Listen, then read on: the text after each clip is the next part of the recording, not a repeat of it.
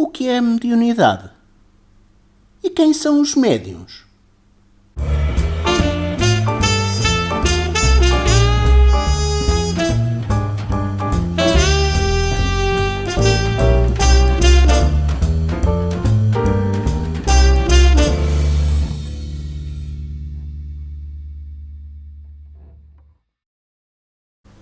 Para começar, podemos adiantar que a palavra médium significa meio, intermediário. Neste caso, então, médium é a pessoa que pode servir de intermediária entre os espíritos e os homens. Os médiuns são todos os que podem sentir, independentemente do grau dessa sensação, a influência dos espíritos. O que quer dizer que, de modo geral, todos somos mais ou menos médiuns, já que são raras as pessoas que não possuem essa capacidade, ainda que de modo rudimentar. A sensibilidade a um dado ambiente, causando mal-estar ou bem-estar, uma boa ideia que surge subitamente sem que estivéssemos a pensar no assunto, ou o impulso para realizar alguma ação que, inesperadamente, nos traz grande benefício ou traz grande benefício a outras pessoas, são alguns dos exemplos da nossa capacidade de perceber a presença dos espíritos e de sofrer a sua influência.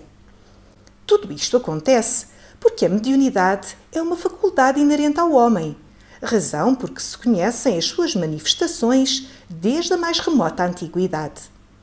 Ela não constitui, assim, um privilégio especial.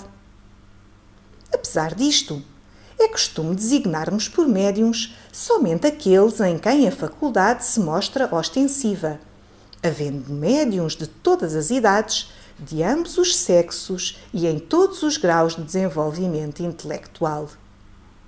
Já que Deus nada faz de inútil, com que finalidade terá Ele dado a certos indivíduos essa faculdade ostensiva? Trata-se de uma missão de que eles mesmos se incumbiram, a de serem os intérpretes dos espíritos para os homens. Uma missão cujo desempenho os tornaria felizes. No entanto, há aqueles que a temem e até que a repudiam, desejando ver-se livres dessa possibilidade valiosa. São médiuns ignorantes, que desconhecem o valor do benefício que lhes foi concedido. É interessante considerar ainda que, constituindo uma missão, a mediunidade nem sempre é facultada a homens bons e justos, que encontrariam sempre meios de a colocar ao serviço de todos para o bem comum.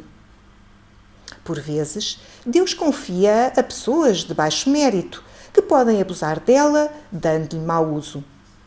Isto pode causar alguma perplexidade, mas devemos considerar que Deus conhece as necessidades de cada um e ama a todos indistintamente, razão por que faculta a esses homens menos dignos a oportunidade de se melhorarem, através dos bons ensinamentos que recebem.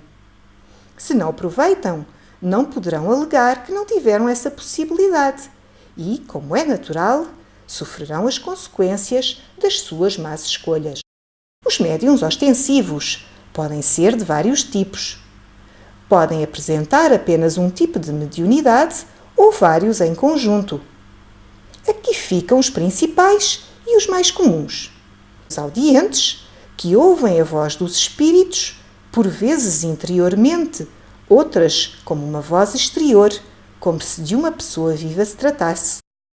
Esta faculdade é muito agradável quando o médium só ouve espíritos bons, ou unicamente aqueles por quem chama. O mesmo não se pode dizer dos espíritos imperfeitos, que podem fazer questão de acompanhá-lo, fazendo-se ouvir e fazendo-lhe ouvir a cada instante as coisas mais desagradáveis e inconvenientes. Os médiuns falantes ou psicofónicos, que, através da sua própria voz, expressam as mensagens dos espíritos. Estes médiuns, geralmente, exprimem-se sem terem consciência do que dizem e, frequentemente, dizem até coisas que lhes são totalmente desconhecidas e mesmo fora do alcance da sua inteligência. Já os médiuns videntes são dotados da faculdade de ver os espíritos, sendo que alguns gozam dessa faculdade em estado normal quando estão perfeitamente acordados, e outros só a possuem em estado sonambúlico. O médium vidente julga ver com os olhos, mas na realidade é a alma que vê, e por isso é que eles tanto veem com os olhos abertos como com eles fechados. Daqui se conclui ainda que um cego pode tanto ver os espíritos como qualquer outra pessoa que tenha uma visão perfeita. E ainda os médiuns psicógrafos, ou seja, aqueles que escrevem sob a influência dos espíritos.